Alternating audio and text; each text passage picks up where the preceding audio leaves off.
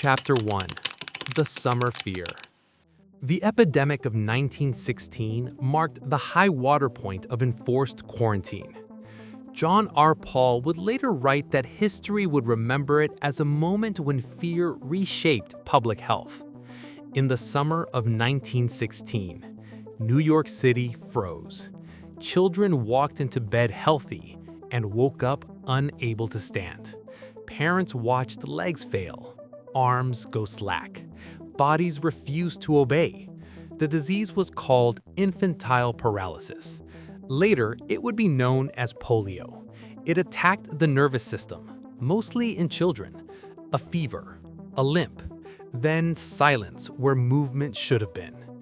Doctors could recognize it. They could name it, but they could not stop it.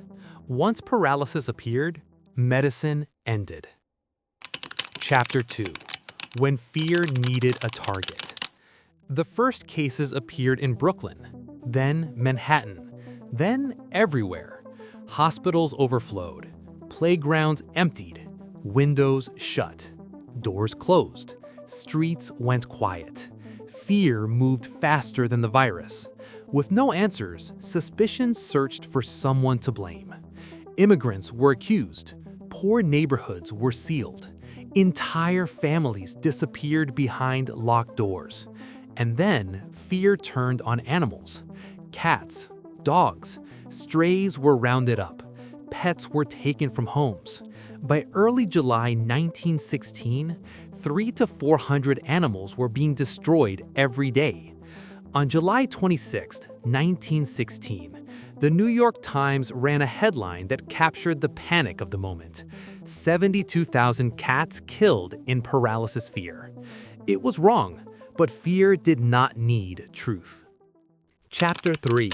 Quarantine and Control. Quarantine became law. Doors were sealed shut. Warning signs nailed into wood. Children were taken from their families and removed to isolation hospitals.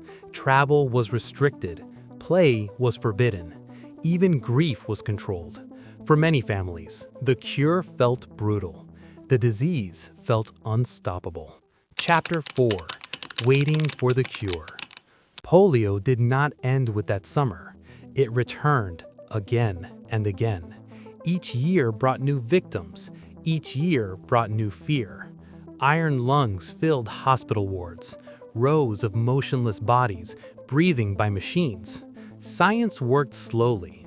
Fear did not. For decades, experiments failed. Some helped nothing.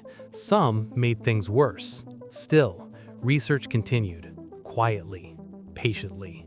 In the 1950s, something finally changed. The vaccine worked. For the first time, polio could be prevented. I was one of the children who received some of the early vaccines. By then, fear had already shaped a generation.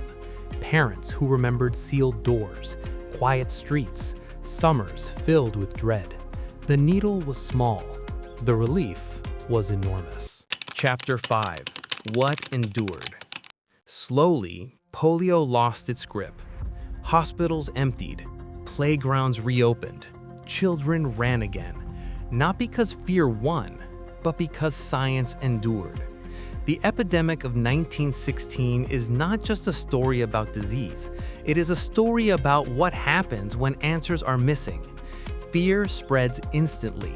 Knowledge takes time. History remembers which one saves lives.